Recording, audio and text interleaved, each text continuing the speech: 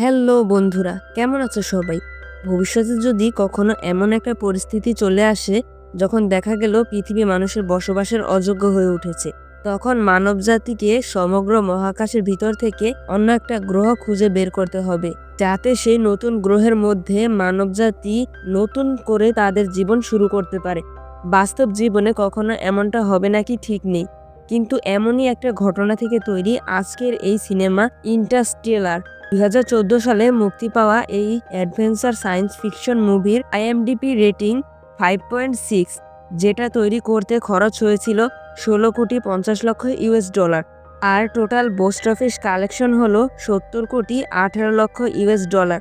আর বিশেষ ব্যাপার হলো এই সিনেমা একটি অস্কার জিতে নিয়েছে। মুভির শুরুতেই আমরা দেখতে পাই পৃথিবী ধ্বংসের দরপ্রান্তে। খাবারের অভাব, ধুলোর ঝড়, কৃষি পণ্যের ঘাটতি, সব মিলিয়ে মানব সভ্যতা বিলুপ্তির মুখে। এর মধ্যেই পরিচয় হয় প্রধান চরিত্র কুপারের সাথে। সে একজন প্রাক্তন নাসা পাইলট, বর্তমানে কৃষক। তার মেয়ে মার্ভ খুব বুদ্ধিমান, কিন্তু তাদের বাড়িতে কিছু অদ্ভুত ঘটনা ঘটছে। বই পড়ে যাচ্ছে, গ্র্যাভিটির ব্যতিক্রম দেখা যাচ্ছে। একদিন মার্ভ এবং কুপার এই অদ্ভুত ঘটনার সূত্র ধরে একটি গোপন নাসার স্থানে পৌঁছে যায়। সেখানে দেখা হয় প্রফেসর ব্র্যান্ড ও তার টিমের সাথে। তারা জানায় একটি ওয়ার্মহোল শনাক্ত হয়েছে শনি গ্রহের পাশে। সেটার মাধ্যমে তারা অন্য গ্যালাক্সিতে কয়েকটি সম্ভাব্য বাসযোগ্য গ্রহে অভিযান পাঠিয়েছে। এখন দরকার একজন দক্ষ পাইলট, আর সেই কাজটি করার জন্য তারা কুপারকে অনুরোধ করে। কুপার তার পরিবার, বিশেষ করে তার মেয়ে মার্ভকে কষ্ট দিয়ে হলেও মিশনে যোগ দেয়।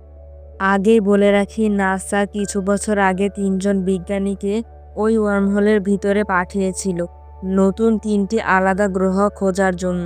তাদের সঙ্গে 3টি রোবট দিয়েছিল, যাতে সেই রোবটগুলোর মাধ্যমে তারা পৃথিবীতে মেসেজ পাঠাতে পারে।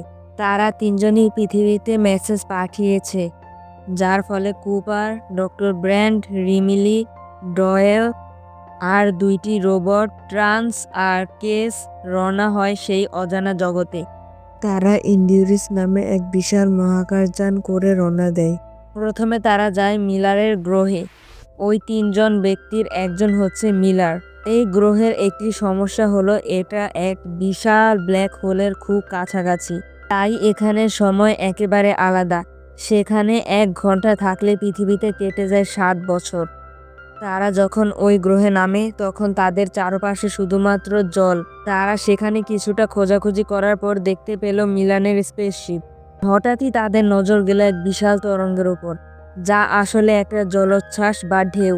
সেই ঢেউটা দেখতে অনেকটা পাহাড়ের মতো, কারণ আমি তোমাদের আগেই বলে রেখেছি এই গ্রহের সময় খুবই ধীরে চলে, তাই ঢেউটাকে দেখতে অনেকটা পাহাড়ের মতো লাগছিল। তারা খুব দ্রুত তাদের স্পেসশিপের দিকে ফিরে যাচ্ছিল।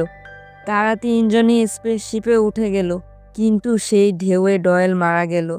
তারা সেই গ্রহে কিছুক্ষণ মাত্র ছিল, কিন্তু তারা যখন ইন্ডিউরেসে ফিরে আসে তখন তারা দেখতে পায় পৃথিবীতে 23 বছর কেটে গিয়েছে। ইন্ডিউরেসে অপেক্ষা করা তাদের বন্ধু রোমেলি এতদিনে বয়স্ক হয়ে গেছে। তারপরে তারা আর বেশি কথা না বাড়িয়ে চলে যায় দ্বিতীয় গ্রহে, ডক্টর মান নামের একজন বিজ্ঞানীর পাঠানো সিগন্যাল অনুযায়ী। কিন্তু এখানেই হচ্ছে এই মুভির বড় টুইস্ট। ডক্টর মান আসলে মিথ্যা বলেছিল। সে জানতো এই গ্রহে মানুষ বাঁচতে পারবে না, কিন্তু সে মরতে চাইছিল না।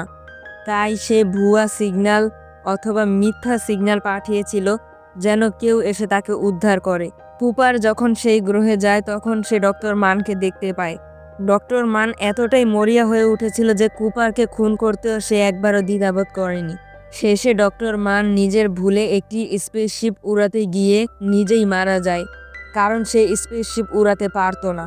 আর এদিকে আমরা দেখতে পাই কুপার অনেক কষ্ট করে তার সঙ্গীদের কাছে ফিরে এসেছে। সে তার সঙ্গীদের কাছে ফিরে আসার পর প্রফেসর মানের কথা জানে, যে সে কিভাবে তাদের ধোঁকা দিয়েছে। আর এরপর তারা সবাই তাড়াতাড়ি করে নিজেদের মহাকাশযান নিয়ে ইন্ডিউরেসে ফিরে আসে। আর তারা সেখানে গিয়ে দেখতে পায় ইন্ডিউরেসে কিছুটা যান্ত্রিক সমস্যার কারণে তারা ইন্ডিউরেসে প্রবেশ করতে পারছে না, যে কারণে আর ওটাকে নিয়ে পৃথিবীতে ফিরে আসা কোনোভাবেই সম্ভব না। এক কথায় ওটা অচল হয়ে গিয়েছে। সেজন্য কুপার ঠিক করে ডক্টর এমিলি ইন্ডিউরেস করে এডমন্ডসের গ্রহের কাছে চলে যাবে। কিন্তু অ্যাডমানের গ্রহের কাছে পৌঁছানোর জন্য এদের মহাকাশযানে পর্যাপ্ত জ্বালানি ছিল না। সেই জন্য কুপার ঠিক করে ওই গ্রহে পৌঁছানোর জন্য তারা গার্গেন্ডুয়া নামের ওই ব্ল্যাক হোলের সাহায্য নেবে। আমি তোমাদের বুঝিয়ে বলছি ওরা আসলে করতেটা কি চাইছে। ওরা চাইছে তাদের ইন্ডিউরেস স্পেসশিপ নিয়ে গার্গেন্ডুয়া ওই ব্ল্যাক হোলের চারপাশে একটা পাক খাবে।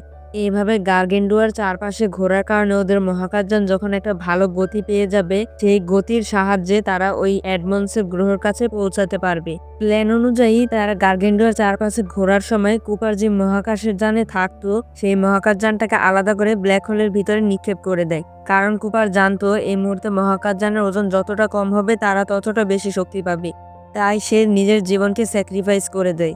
এবার দেখা যায় কুপার আস্তে আস্তে ওই ব্ল্যাক হোলের ভিতরে চলে যাচ্ছে। আর কিছুক্ষণ পর ওর মহাকাশযানটা পুরোপুরি ধ্বংস হয়ে গেছে। আর বেশ কিছুক্ষণ সে সেই ব্ল্যাক হোলের মধ্যে থাকার পর সে বুঝতে পারে সে একটা ট্রিসারেক্টির ভিতরে চলে এসেছে।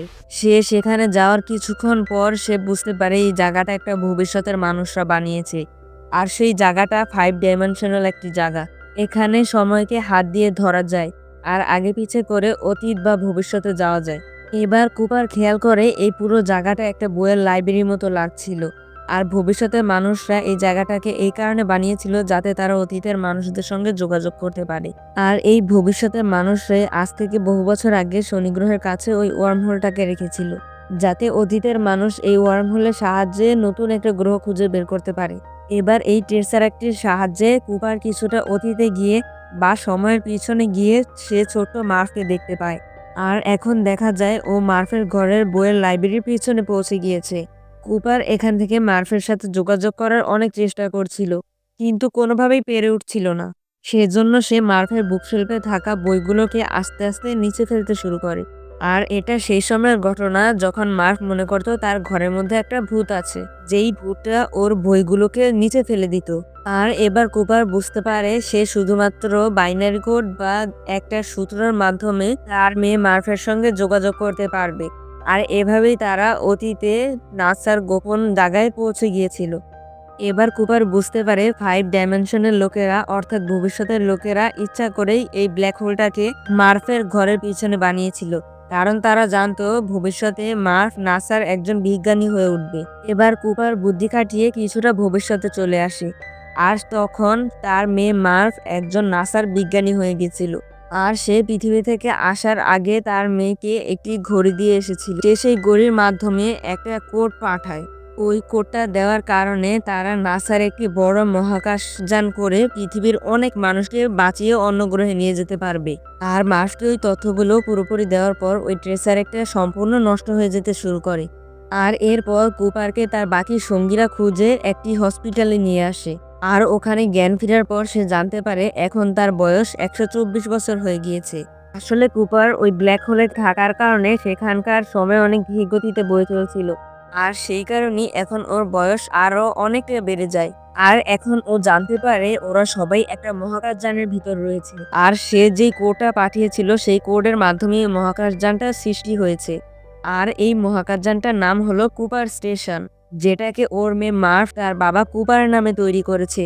এবার কুপার খেয়াল করে ওই পুরো মহাকাশযানটাকেই পৃথিবীর আদলে বানানো হয়েছিল।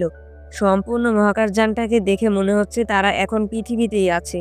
এবার যখন কুপার তার মেয়ে মার্ফের সঙ্গে দেখা করতে যায় তখন দেখা যায় মার্ফ একদম বুড়ি হয়ে গিয়েছে। পৃথিবী থেকে মহাকাশ আর ব্ল্যাক হোলের সময়ের ব্যবধানের জন্য মার্ফ তার বাবার আগেই অনেক বুড়ি হয়ে গিয়েছে। আর আজ এত বছর পর ওরা একজন আরেকজনকে দেখার পর ওরা দুজন খুব খুশি হয়। এবার দুইজনই কিছুক্ষণ কথা বলার পর তার মেয়ে মার্ফ বলে, আমি চাই তুমি এখান থেকে চলে যাও, কারণ আমি কিছুক্ষণের মধ্যে হয়তো মারা যাব। আর কোনো বাবাকেই তার সন্তানের মৃত্যু দেখা উচিত না। আর এবার কুপার জানতে পারে এমিলি সত্যি সত্যি অ্যাডভান্সের গ্রহে পৌঁছে গিয়েছিল। আর এই গ্রহটা সত্যি সত্যি মানুষের বেঁচে থাকার জন্য প্রচণ্ড উপযোগী। এটা দেখে মনে হয়েছিল মানবজাতি তাদের অস্তিত্ব টিকিয়ে রাখার জন্য আরেকটা নতুন গ্রহ খুঁজে পেয়েছে। আর এই কথাগুলো শোনার পর কুপার তার একটি মহাকাশযান নিয়ে এমিলির সঙ্গে দেখা করার জন্য বেরিয়ে পড়ে। আর এখানে এই ভিডিওটা সম্পূর্ণ শেষ হয়। ভিডিওটা কেমন লাগলো অবশ্যই কমেন্ট বক্সে জানিও। আবার দেখা হবে নতুন একটা ভিডিওতে।